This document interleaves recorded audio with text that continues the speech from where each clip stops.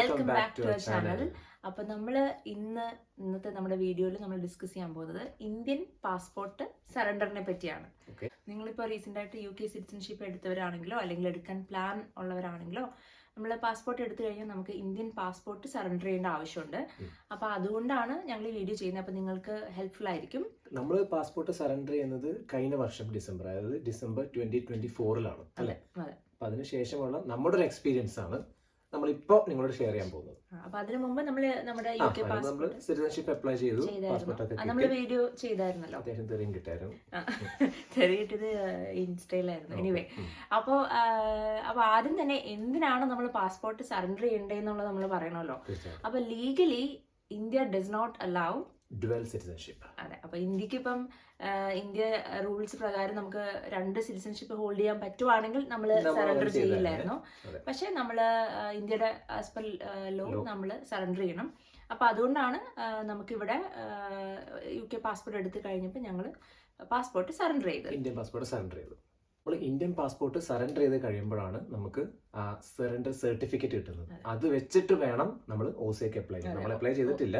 OC എന്ന് പറഞ്ഞാൽ overseas citizen of India. അപ്പൊ അതായത് അത് നമുക്ക് കുറെ പ്രിവിലേജസ് ഉണ്ട്. അത് ഹോൾഡ് ചെയ്യുകയാണെങ്കിൽ നമുക്ക് അപ്പൊ എപ്പോഴും വിസ ഒന്നും എടുക്കണ്ട. അത് എത്ര കൊല്ലത്തെ വിസയാണ്? 10 years ആണ്. അപ്പൊ അതെടുത്താല് നമുക്ക് പിന്നെ ഈ വിസ വേണ്ട. അപ്പൊ പക്ഷെ ഞങ്ങൾ എന്താ ചെയ്യുന്നത് വെച്ചാൽ ഞങ്ങൾ ഈ വിസ എടുത്തു. അതെടുത്തിട്ടാണ് നമ്മള് നാട്ടിൽ പോയത്. കാരണം നമുക്ക് ഇമ്മീഡിയറ്റ്ലി വേണമായിരുന്നു. 1 year വിസയാണ് കിട്ടിയത്. 1 year വിസയാണ് നമ്മൾ എടുത്തത്. Tourist visa. അപ്പൊ നമ്മൾ ഇനി OC അപ്ലൈ ചെയ്യാനുണ്ട്. നമ്മൾ most probably within 1 or 2 months നമ്മൾ അപ്ലൈ ചെയ്യണമെന്ന് പ്ലാൻ ചെയ്യുന്നുണ്ട്. അപ്പൊ അടുത്തെന്ന് പറഞ്ഞാൽ എന്തൊക്കെ ഡോക്യുമെന്റ്സ് ആണ് നമുക്ക് ഇതിൽ വേണ്ടതെന്നുള്ളതാണ്. ആദ്യമായിട്ട് വേണ്ടത് നമ്മുടെ ഒറിജിനൽ പാസ്പോർട്ട്, ഇന്ത്യൻ പാസ്പോർട്ട് വേണം. പഴയ പാസ്പോർട്ടും വേണം. അത് ലേറ്റസ്റ്റ് ആയിട്ടുള്ള നമ്മൾ എല്ലാ പാസ്പോർട്ടും കൊണ്ടുപോയായിരുന്നു. പക്ഷെ ലേറ്റസ്റ്റ് പാസ്പോർട്ട് ആണ് അവർ ചോദിക്കുന്നത്. കാരണം അതാണ് അവർ ക്യാൻസൽ ചെയ്യുന്നത്. അതിന്റെ പ്രീവിയസ് പാസ്പോർട്ട്സ് ഒക്കെ ഓൾറെഡി വാലിഡ് അല്ലല്ലോ. അപ്പോൾ നമ്മള് അപ്പൊ പാസ്പോർട്ട് വേണം ഒറിജിനൽ. പിന്നെ നമുക്ക് പാസ്പോർട്ടിന്റെ കോപ്പി വേണം.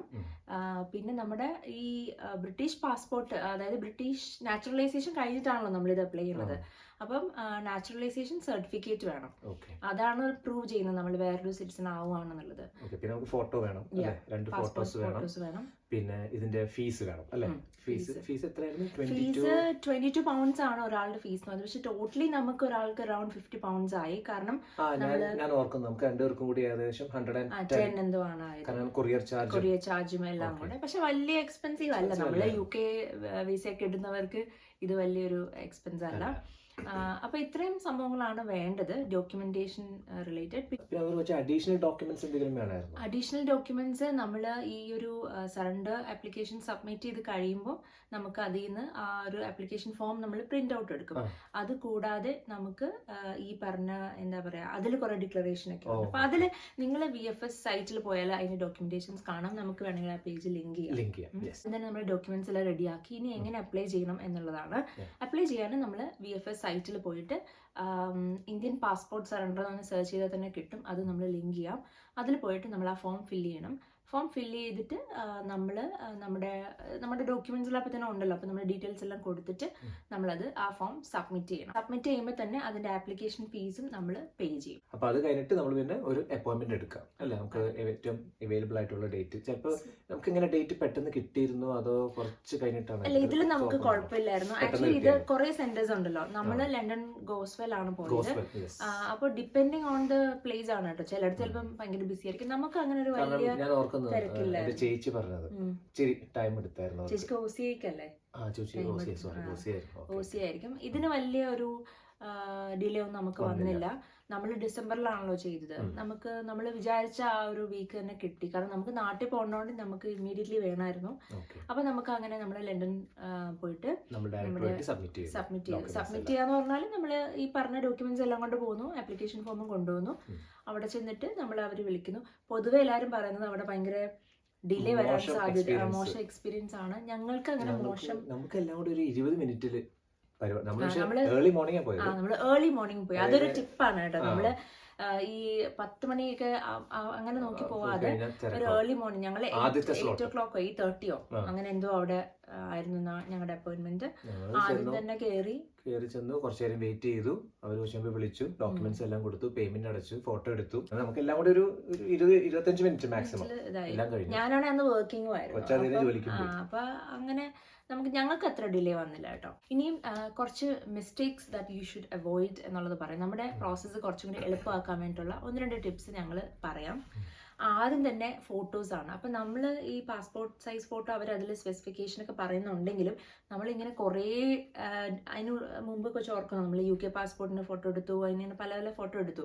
അപ്പം ഞങ്ങൾ ആ ഫോട്ടോ തന്നെ അങ്ങ് കൊണ്ടുപോയി. കാരണം അതെ, നമ്മൾ അത് തന്നെയാണ് കൊണ്ടുപോയത്. പക്ഷെ നമ്മൾ അവിടെ ചെന്നപ്പോൾ അത് അവരുടെ സ്പെസിഫിക്കേഷന് മാച്ച് ചെയ്യുന്നുണ്ടായിരുന്നില്ല. പക്ഷെ എനിക്ക് തോന്നുന്നത് വെച്ചാൽ ഏറ്റവും നല്ലത് അവിടെ പോയി എടുക്കുന്നതായിരിക്കും. അവർ അവിടെ തന്നെ വെച്ച് ഫോട്ടോ എടുത്തു, നമ്മൾ ജസ്റ്റ് അത് പേ ചെയ്താൽ മതി അല്ലേ. അപ്പൊ അത് നിങ്ങൾ ശ്രദ്ധിക്കുക. നിങ്ങൾ ഫോട്ടോ എടുക്കുമ്പോൾ, പാസ്പോർട്ട് സൈസ് ഫോട്ടോ എടുക്കുമ്പോൾ ഒന്നെങ്കിൽ അവരുടെ സ്പെസിഫിക്കേഷൻ അവർ പറഞ്ഞ പോലെ തന്നെ എടുക്കുക, അല്ലെങ്കിൽ അവിടെ പോയിട്ടാണെങ്കിലും നിങ്ങൾക്ക് ചെയ്യാം. അതുപോലെ എല്ലാ ഡോക്യുമെന്റ്സിന്റെയും ഫോട്ടോ കോപ്പി വേണം കേട്ടോ. നമ്മൾ എല്ലാത്തിന്റെയും നമ്മൾ എന്തൊക്കെയാണോ എടുക്കുന്നത് അതിന്റെയൊക്കെ ഒരു ഫോട്ടോ കോപ്പി നിങ്ങൾ മെയിൻറ്റെയിൻ ചെയ്യുന്നത് നല്ലതായിരിക്കും. എല്ലാ ഫോമിലും സൈൻ ചെയ്യുക. എല്ലാ ഫോമിലും ഇപ്പൊ നമ്മള് ഷെങ്കൻ വിസയ്ക്കൊക്കെ പോകുമ്പോൾ അങ്ങനെയുള്ള ഒരു ഗൈഡൻസ് ഇല്ല. ഇവിടെ എന്ന് വെച്ചാൽ ഒരാൾ ഇതിനു വേണ്ടി നടപ്പുണ്ട്, ഫോം എടുക്കൂ, ഫോം തരൂ എന്നൊക്കെ പറഞ്ഞിട്ട് അങ്ങനെ ഓൺലൈൻ ഫോം അല്ലേ. അപ്പം നമുക്ക് ഓവറോൾ നല്ല എക്സ്പീരിയൻസ് ആയിരുന്നു. കൊച്ചു ഓർക്കുന്നുണ്ടോ നമ്മൾക്ക് എത്ര സമയം എടുത്തു എന്നുള്ളത്? ഓർക്കുന്നില്ല. പക്ഷെ എന്തായാലും നമുക്കൊരു 2 വീക്സിനുള്ളിൽ കിട്ടിയായിരുന്നു. കാരണം ഞങ്ങള് അത് കഴിഞ്ഞ ഉടനെ നമ്മൾ ട്രാവൽ ചെയ്തില്ലേ. അപ്പൊ നമുക്ക് 2 വീക്സിനുള്ളിൽ കിട്ടി. നമുക്ക് കിട്ടുന്നതെന്ന് വെച്ചാൽ നമ്മുടെ പാസ്പോർട്ട് തിരിച്ചു കിട്ടും, അത് ക്യാൻസൽഡ് എന്ന് പറഞ്ഞിട്ട് ഒരു സ്റ്റീൽ അടിച്ചിട്ട് അങ്ങനെയല്ല. നമുക്ക് നമ്മുടെ പാസ്പോർട്ട് ഒരു 2 വീക്സിനുള്ളിൽ കിട്ടിയായിരുന്നു. എനിക്കൊരു 1 വീക്ക് എടുത്തുള്ളൂ എന്ന് തോന്നുന്നു. പക്ഷെ 1 to 2 വീക്സ് ആണെന്ന് തോന്നുന്നു അവർ പറയുന്ന സമയം. അപ്പൊ നമുക്ക് കിട്ടുന്ന വെച്ചാൽ പാസ്പോർട്ട് തിരിച്ചു കിട്ടി, അതിൽ ക്യാൻസൽഡ് എന്ന് പറഞ്ഞിട്ട് ഒരു സ്റ്റീൽ അടിച്ചിട്ട് അങ്ങനെയാണ് കിട്ടുന്നത്. അതെ. അപ്പോൾ ഇതാണ് പ്രോസസ്. ടു ബി ഓണസ്റ്റ് ഇതിൽ വലിയൊരു കോംപ്ലിക്കേഷൻസ് ഒന്നും ഇല്ല. പക്ഷെ ഡൗട്ട്സ് ഉണ്ടായിരുന്നു. എന്താന്ന് വെച്ചാൽ ഞങ്ങൾ ഈ അപ്ലൈ ചെയ്യുന്നതിന് ഒരു 1 month മുമ്പോ അല്ലെങ്കിൽ ഒരു ഫ്യൂ വീക്സ് മുന്നേ സറണ്ടറിന്റെ കൂടെ നമുക്ക് റിനൗൺസിയേഷൻ എന്ന് പറഞ്ഞൊരു സംഭവം കൂടെ ഉണ്ടായിരുന്നു. അതായത് ഇന്ത്യൻ പാസ്പോർട്ട് റിനൗൺസിയേഷൻ എന്ന് പറഞ്ഞിട്ട് ഒരു പ്രോസസ്സ് ഉണ്ട്. അതിന് നമ്മൾ ഒരാൾ 80 pounds വെച്ചിട്ട് പേ ചെയ്യണം. അപ്പോൾ അങ്ങനെയാണ് നമ്മളിപ്പം യൂട്യൂബിലും അല്ലെങ്കിൽ എവിടെ നോക്കിയാലും അങ്ങനെയാണ് കാണിച്ചുകൊണ്ടിരുന്നത്. അപ്പോൾ നമ്മൾ പലരും ഡിസ്കസ് ചെയ്തു. അതിനൊരു 1 വീക്ക് മുമ്പ് ചെയ്തവരെ പറഞ്ഞു റിനൗൺസിയേഷൻ വേണം എന്നൊക്കെ പറഞ്ഞു. പക്ഷെ നമ്മൾ എവിടെയാ പിന്നെ, അതായത് ഇവരുടെ വെബ്സൈറ്റിൽ തന്നെ ഒരു കോൺട്രഡിക്ടറി ഇൻഫർമേഷൻ പോലെ നമുക്ക് തോന്നിയായിരുന്നു. എനിവേ ഞങ്ങൾ എന്തോ ഫൈനലി ഫിഗർ ഔട്ട് ചെയ്തു റിനൗൺസിയേഷൻ വേണ്ട എന്നുള്ളത്. അതുകൊണ്ട് ഞങ്ങൾ ആ ഫോം ഫില്ല് ചെയ്തില്ലായിരുന്നു. എന്നിട്ട് ഞങ്ങൾ അവിടെ ചെന്നപ്പോൾ നമ്മൾ എന്നിട്ട് അവർക്ക് ഇമെയിൽ അയച്ചു ചോദിച്ചു. അപ്പൊ അവരത് വേണ്ടെന്ന് പറഞ്ഞു. അപ്പൊ നമ്മള് ശരിക്കും പറഞ്ഞാൽ പലരും ഈ റിനൗൺസിയേഷന്റെ ഫീ പേ ചെയ്തു. അതായത് 80 pounds പേ ചെയ്ത് അവിടെ ചെന്നപ്പോൾ അവർ പറഞ്ഞു റിനൗൺസിയേഷൻ ഒന്നും ഇല്ലാതെ. പക്ഷെ അവർക്ക് ആ റീഫണ്ട് കിട്ടിയില്ല. അപ്പൊ അത് നിങ്ങൾ ശ്രദ്ധിക്കുക. പിന്നെ ഈ ഒരു സംഭവം എപ്പോഴും ഈ റൂൾസ് ഇങ്ങനെ മാറിക്കൊണ്ടിരിക്കില്ലേ. നമ്മൾ എപ്പോഴും ക്രോസ് ചെക്ക് ചെയ്യണം. നിങ്ങൾ പോകുന്നതിന് തൊട്ട് മുമ്പ് എന്താണ് റൂൾ, എന്തെങ്കിലും ഡൗട്ട് ഉണ്ടെങ്കിൽ അവർക്ക് ഇമെയിൽ അയച്ച് ചോദിക്കുക. കാരണം നമ്മൾ അനാവശ്യമായിട്ട് പൈസ കളയേണ്ട കാര്യമില്ലല്ലോ.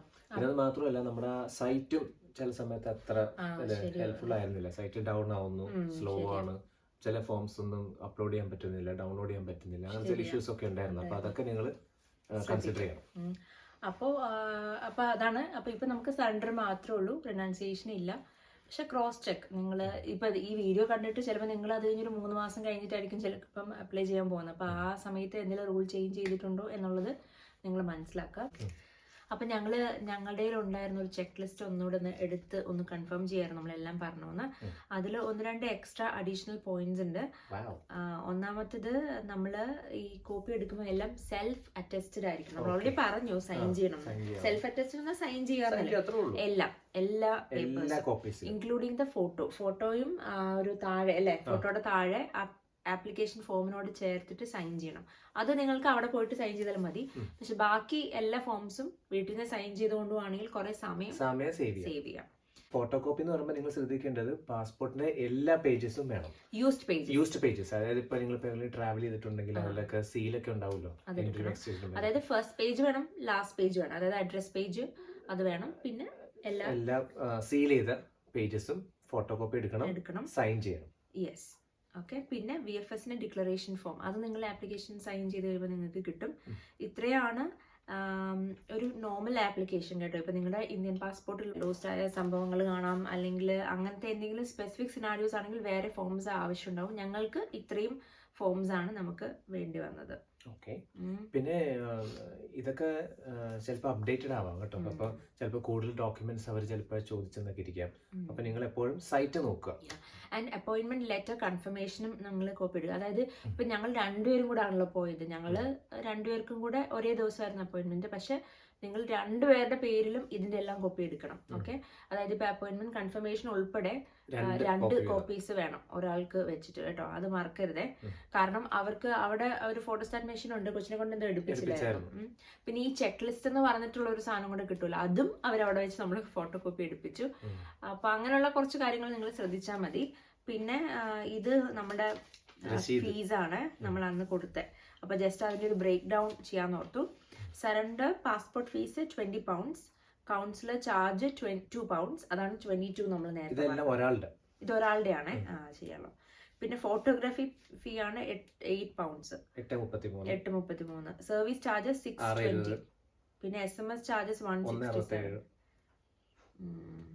പിന്നെ എന്താണ് കൊറിയർ അർജന്റ് ചാർജസ് £12. അപ്പൊ നമ്മള് അർജന്റ് ആയിട്ട് കൊറിയർ വേണമെങ്കിൽ £12.50 പേ ചെയ്യുക.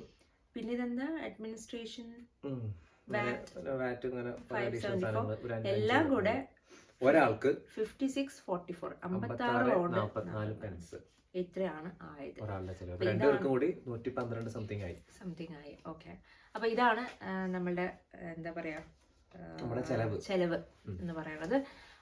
അപ്പോ ഇത് എന്താണ് നമ്മുടെ ഇന്ത്യൻ പാസ്പോർട്ട് സറണ്ടറിന്റെ മാത്രം കേട്ടോ. നമ്മൾ പാസ്പോർട്ട് ബ്രിട്ടീഷ് പാസ്പോർട്ട് എടുക്കുന്നതൊക്കെ നമ്മൾ കഴിഞ്ഞതിനകത്ത് പറഞ്ഞാൽ എല്ലാം കൂടെ വരുമ്പോൾ ഒരു നല്ല ചെലവാണ്.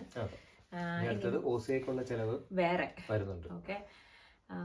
ഓക്കെ. അപ്പം അത്രേ ഉള്ളൂ. നമ്മൾ ഈ ഒരു ഇൻഫർമേഷൻ ലാസ്റ്റിൽ ആഡ് ചെയ്തെന്നേ ഉള്ളൂ കേട്ടോ. അപ്പോൾ ഇനി എന്തെങ്കിലും ക്വസ്റ്റ്യൻസോ ഡൗട്ട്സ് ഒക്കെ ഉണ്ടെങ്കിൽ നിങ്ങൾ കമന്റ് ചെയ്യുക.